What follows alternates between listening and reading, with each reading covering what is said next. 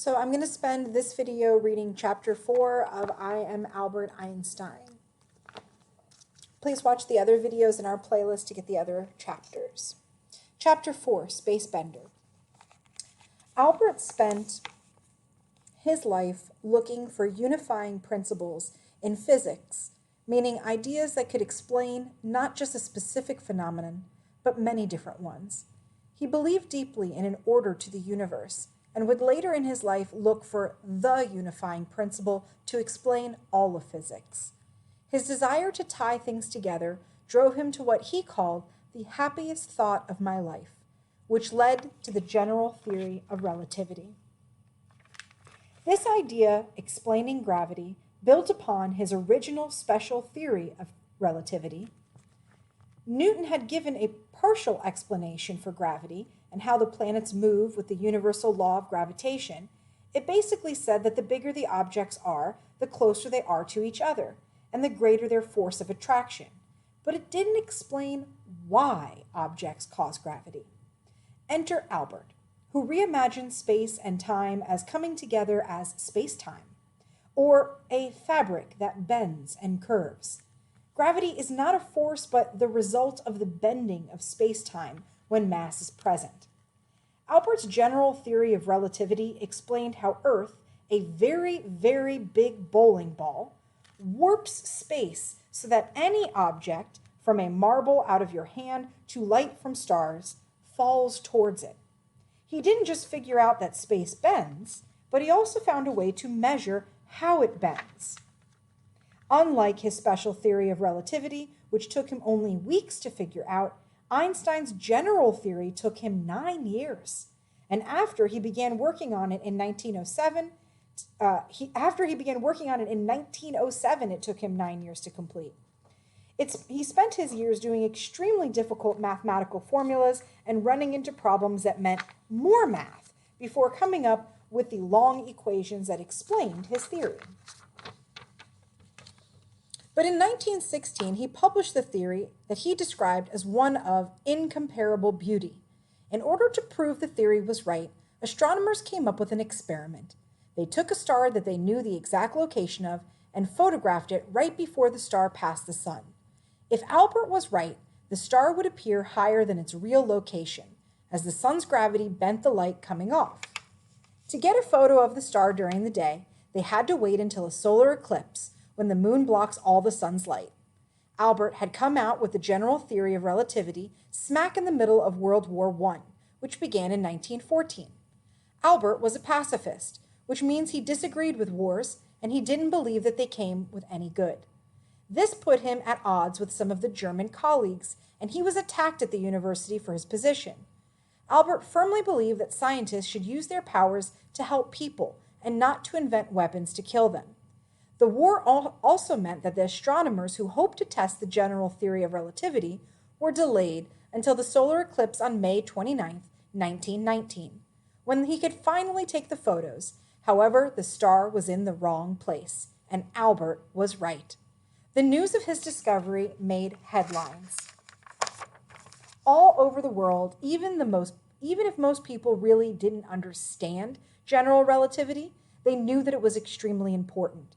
As an article from the Times of London read, "Revolution in Science, New Theory of the Universe, Newton's Ideas Overthrown, Momentous Pronouncement, Space Warped." Almost immediately, Einstein became a world-renowned physicist, the successor to Isaac Newton, and that was big news. Albert became an overnight sensation, a bigger star than that one that he had proved his theory right to begin with.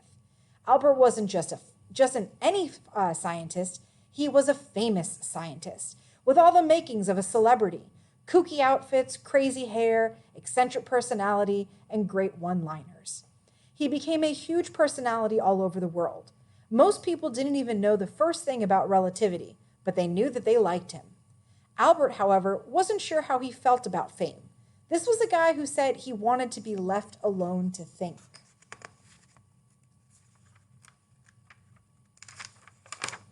Elsa, whom he had married in 1919, helped Albert manage this strange new aspect of his life. Unlike his first wife, She didn't have a clue about science and didn't want to. She gave Albert the right combination of care and space and good meals. And once he got used to it, Albert liked giving interviews, and he soon became a master at them. The short, witty phrases that he became famous for that he had lived on just like his scientific advancements. Even though journalists, too, had no idea what his science was about, they all wanted to put him in their magazines and papers. His short pants, his unbrushed hair, his snappy sound bites turned him into the kind of colorful character that the media loves to cover. Albert Einstein became a household name. Mothers named their children after him, and one tobacco company named a cigar after him. Sacks of letters from fans arrived at his home, and he always tried to answer the ones from children, even though he was busy solving the mysteries of the universe. One 15-year-old girl wrote to him because she needed help with her math homework, and he wrote back.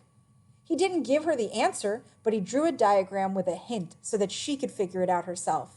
And she eventually did solve the problem, and she passed her math class with Albert's help.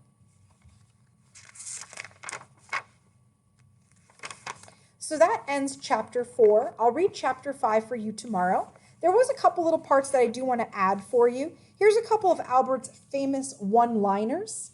You can see here's just a few. Only a life lived for others is a life worthwhile. My life is a simple thing that would interest no one. I never worry about the future. It comes soon enough. The important thing is not to stop questioning. Anyone who has never made a mistake has never tried anything new. And why is it that nobody understands me, yet everybody likes me? And on the board, it says, if A is a success in life, then A equals X plus Y plus Z. Work is X, Y is play, and Z is keeping your mouth shut. You can see just how kooky he was. And then finally, I do want to read one other part that I missed. And this part talked a little bit more about his theory of relativity. It's just trying to get you to picture what he was explaining. So in order to understand the idea of how mass causes gravity in space, Gary F. Moring offers his great thought experiment in his book, The Complete Idiot's Guide to Understanding Einstein. Imagine that you fill a big swimming pool with clear Jell-O. You take a marble and you roll it across the top of the Jell-O, and it travels across the surface in a straight line. Now you take a bowling ball and you put it in the middle of the swimming pool, which causes a depression in the surface. When you roll your marble towards the bowling ball, instead of it traveling straight across the surface like it did before, it will roll towards the ball and start circling it. It will continue to circle the bowling ball as if it were a funnel.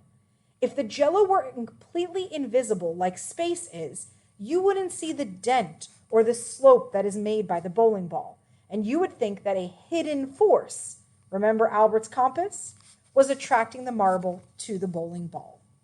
Just to give you a visual of what he's explaining. Thank you for listening to Chapter 4. Tomorrow you'll hear the end of the story, Chapter 5 of I Am Albert Einstein.